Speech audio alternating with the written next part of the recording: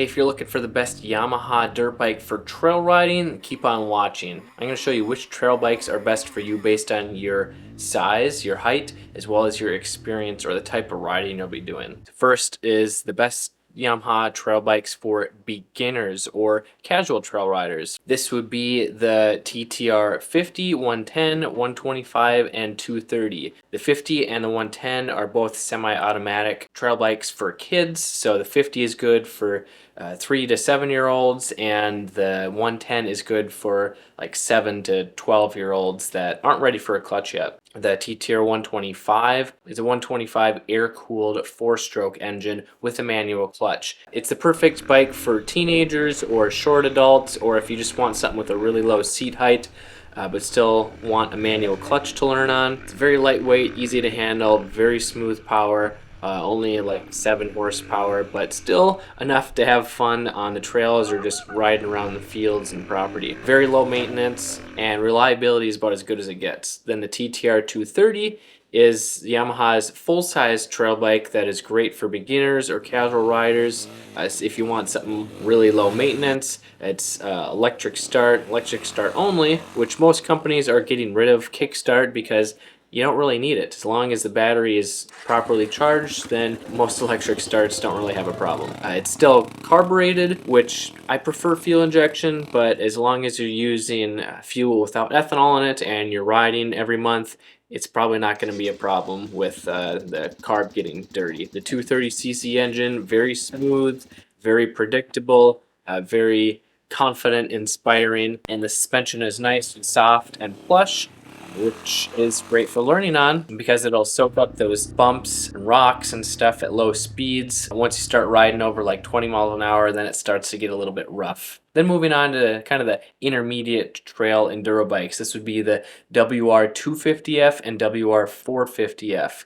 They're based on the YZ motocross bikes, but they're detuned as far as the engine goes. They have smoother power, a little bit more low-end torque. The fuel mapping is tuned that way. They used to have heavier flywheel weight. I don't know if they still do. It just helps prevent stalling at low speeds. Gets better traction. Throttle's easier to manage at low speeds in the woods. And the suspension is noticeably softer, plusher, so it'll be more comfortable at low speeds. They have electric start, and the wide ratio transmission is nice because first gear is really low for tight and technical trails, with fifth gear or sixth, depending on which model and year you get, is higher so that you can cruise at a higher speed without winding the engine out. The gears are a little bit more spread out. If you want to know specifics on gear ratios, you can look that up. The WR250F is a great transition from the TTR 230 because it has noticeably more power, noticeably more suspension. The seat height is a lot taller, around 37 inches, where the TTR 230 is only about 34. So the TTR 230 is great if you're like 5'6" to 5'10", where the WR 250F will be comfortable if you're like 5'9" to 6'2". And then the WR 450 is a great all-around bike if you can handle the power.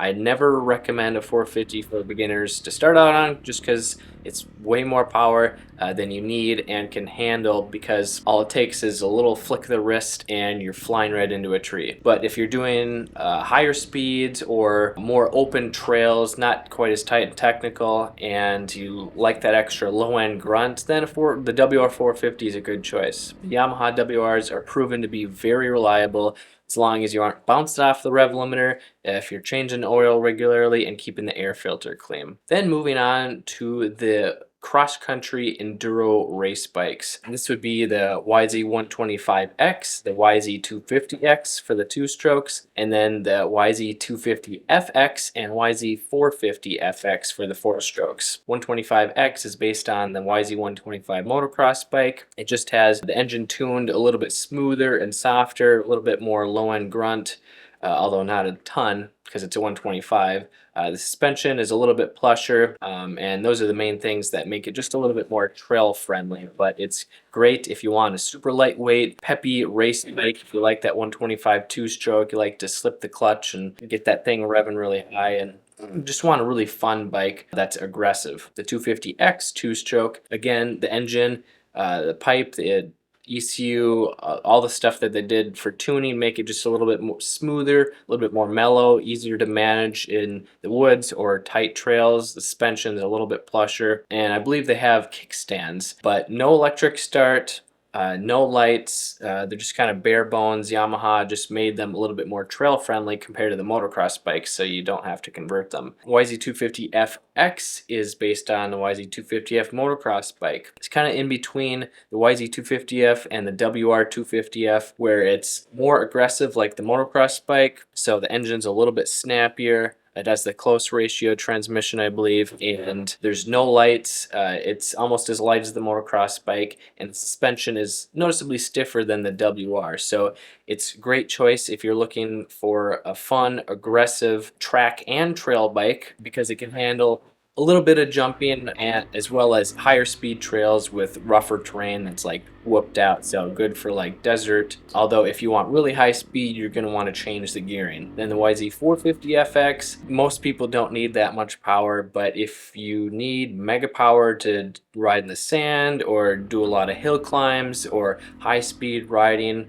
out in the desert, then the 450FX is a good choice. Now, if you can't afford a new bike and you want something that's a little bit cheaper, then you can check out the older TTR 125s or the TTR 225, which is based on the 230. It's just a little bit heavier, a little bit porkier, but still a solid, reliable bike. And then the TTR 250, which I recently did a review on. All those bikes are super reliable and proven bikes that can be had for $1,500 to $2,500 based on the condition, your local market, some other variables. I'll provide links to the videos or articles to those in the description below. And if you are looking to get into dirt biking on a budget for like less than $2,000, you should check out this video series on how to do that with the right bike, the right gear, just how to get started safely without breaking the bank.